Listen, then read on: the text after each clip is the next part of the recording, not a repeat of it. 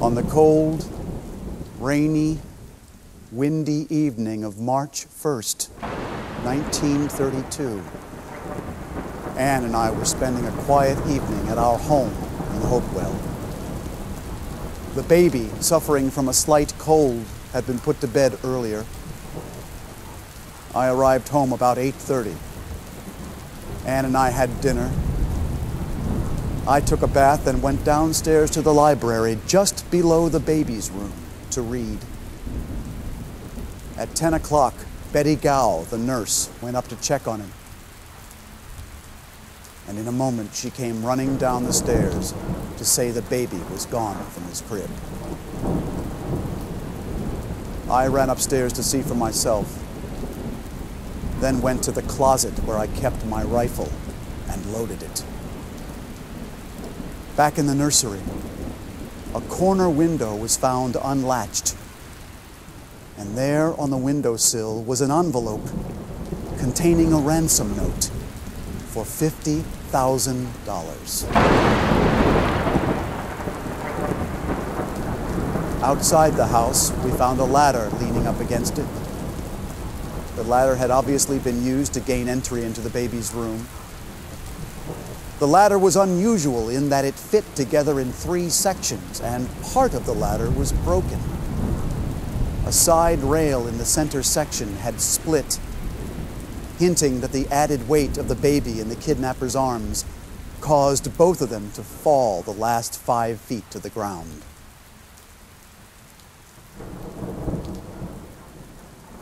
I took control of the investigation myself.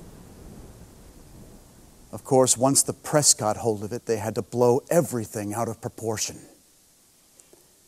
Everybody became a suspect, and everybody had an angle on how to get the baby back. Police grilled our servants and then released them.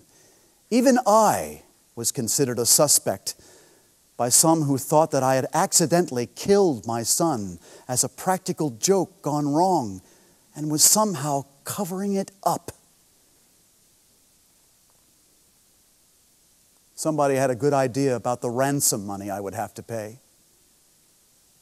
Gold certificates were being taken out of circulation at the time, making it illegal to own them. Now, these gold certificates look just like normal bills except for a round yellow seal on them. That would make the money easier to trace once the kidnappers started spending it. So I paid the ransom, largely in gold certificates. And we waited.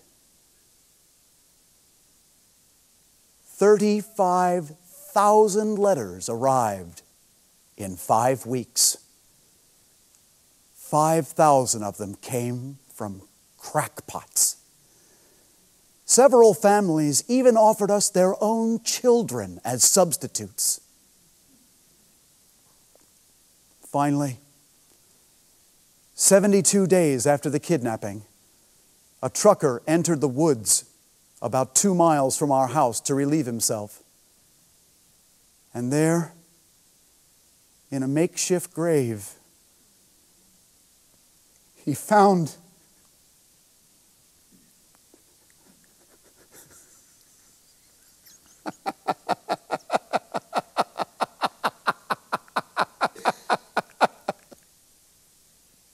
he had been dead since the night he was taken.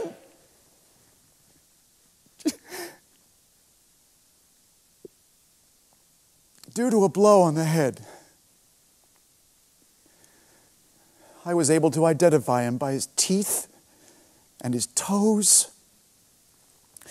But before I could get to the morgue to identify my son, a reporter had broken in and snapped photographs of him, and he later sold copies of those photographs for $5 apiece.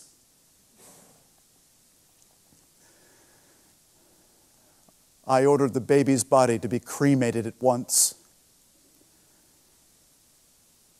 And 3 months before my second son, John, was born, I got into an airplane, flew over the Atlantic,